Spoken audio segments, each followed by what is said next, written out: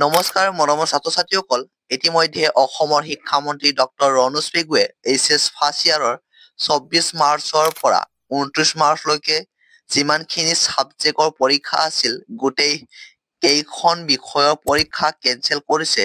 এতিয়া ছাত্ৰ-ছাত্ৰীসকলে আমাৰ কমেণ্ট বক্সত প্ৰশ্ন কৰি আছে যে আকৌ অনুষ্ঠিত কৰিব নেকি এইচএছ ফাৰ্ষ্ট ইয়াৰৰ পৰীক্ষা, যিহেতু ইতিমধ্যে এই পৰীক্ষা কেনচেল কৰিছে। এই কেনচেল কৰা পৰীক্ষাবোৰ আকৌ অনুষ্ঠিত কৰিব নেকি? লগতে ছাত্ৰ-ছাত্ৰীসকলে প্ৰশ্ন কৰি আছে যে যিহেতু এই বছৰ এইচএছ ফাৰ্ষ্ট ইয়াৰৰ প্ৰশ্ন কাকত লিক হৈছে, গতিকে এই বছৰ সকলোকে পাছ কৰাই দিব নেকি? লগতে আৰু এটা প্ৰশ্ন কৰিছে যে যিহেতু পৰীক্ষা বাতিল কৰিছে, গতিকে এতিয়া নতুন ৰুটিন আহিব নেকি?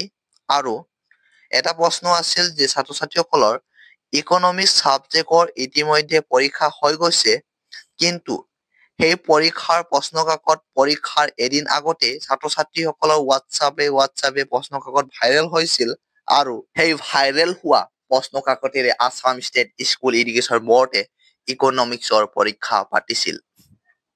এতিয়া প্ৰশ্ন হৈছে যে এই ইকনমিক্সৰ পৰীক্ষা আকৌ অনুষ্ঠিত কৰা হ'ব নেকি? এইটো বিষয়ে আজিৰ এই ভিডিঅ'টোৰ জৰিয়তে সকলোবোৰ তথ্য জানিব পাৰিবা। গতিকে যদি এই চেনেলটোৰ প্ৰথমবাৰ আহিছে তেন্তে চেনেলটো ছাবস্ক্ৰাইব কৰি বেল আইকনটো প্ৰেছ কৰি থোৱা, যাতে এনে ধৰণৰ জৰুৰী ইনফৰমেশ্যন সময়মতে লাভ কৰা। যিহেতু ছাত্ৰ-ছাত্ৰীসকলৰ প্ৰশ্ন আছিল যে আকৌ পৰীক্ষা অনুষ্ঠিত কৰা হ'ব নেকি? হয়, এইচএছৰ ফাৰ্ষ্ট ইয়াৰৰ যি কেইটা বিষয়ৰ পৰীক্ষা বাকী আছে, সেই কেইটা পৰীক্ষা তোমালোকে অনুষ্ঠিত কৰিব। 24 মাৰ্চৰ পৰা 29 মাৰ্চলৈকে যি কেইটা বিষয়ৰ পৰীক্ষা আছিলে, সেই গোটেই কেইখন বিষয়ৰ পৰীক্ষা আকৌ অনুষ্ঠিত কৰিব। কেনচেল কৰা মানে তোমালোকৰ পৰীক্ষা একেবাৰে কেনচেল কৰা নাই। হয়, এদিন নাইবা দুদিন পিছত এই পৰীক্ষা পুনৰ অনুষ্ঠিত কৰিব।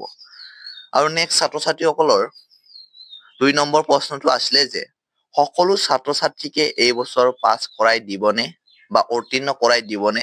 নহয়, এই বছৰ কিন্তু তোমালোকক উত্তীৰ্ণ কৰাই দিয়া নহ'ব।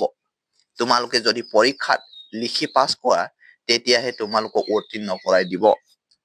আৰু তোমালোকৰ যি পৰীক্ষাৰ ঐমাৰ্চিক আছে, সেই ঐমাৰ্চিকখন বৰ্ডে চেক কৰিব।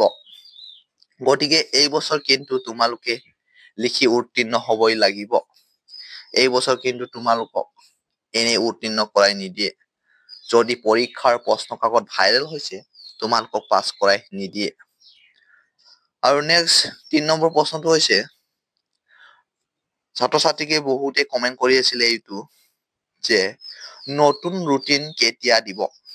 ইতিমধ্যে অসমৰ শিক্ষামন্ত্ৰী ডক্টৰ ৰণোজ পেগুৱে কৈছে যে 25 মাৰ্চত তেওঁলোকে এখন মিটিং অনুষ্ঠিত কৰিব আৰু সেই মিটিঙত তেওঁলোকে এটা সিদ্ধান্ত গ্ৰহণ কৰিব যে সিদ্ধান্তৰ পিছত নতুন ৰুটিন প্ৰকাশ কৰিব। নেক্সট শেষৰটো 4 নম্বৰত ছাত্ৰ-ছাত্ৰীসকলে প্ৰশ্ন কৰিছিল যে ইকনমিক্সৰ পৰীক্ষা আকৌ হ'ব নেকি? এই বিষয়ে কিন্তু এতিয়ালৈকে আছাম ষ্টেট স্কুল এডুকেশ্যন বৰ্ডে কোনো ধৰণৰ জাননী জাৰি কৰা নাই। 25 মাৰ্চত তেওঁলোকে যিটো মিটিং অনুষ্ঠিত কৰিব, সেই মিটিঙত নিশ্চয় তেওঁলোকে এই বিষয়ে এটা চূড়ান্ত সিদ্ধান্ত ল'ব, ছাত্ৰ-ছাত্ৰীৰ যাতে ভাল হয়। মৰমৰ ছাত্ৰ-ছাত্ৰীসকল, আজিৰ আপডেটখিনি ইমানেই আছিল। যদি তোমালোকৰ বাবে হেল্পফুল হৈছে তেন্তে ভিডিঅ'টোত এটা লাইক কৰিবা, আৰু যদি চেনেলৰ প্ৰথমবাৰ আহিছে তেন্তে চেনেলটো ছাবস্ক্ৰাইব কৰি বেল আইকনটো প্ৰেছ কৰি লোৱা, আৰু ভিডিঅ'টো বন্ধুবৰ্গলৈ শ্বেয়াৰ কৰি দিবা। ভিডিঅ'টো একেলগে চোৱাৰ বাবে ধন্যবাদ।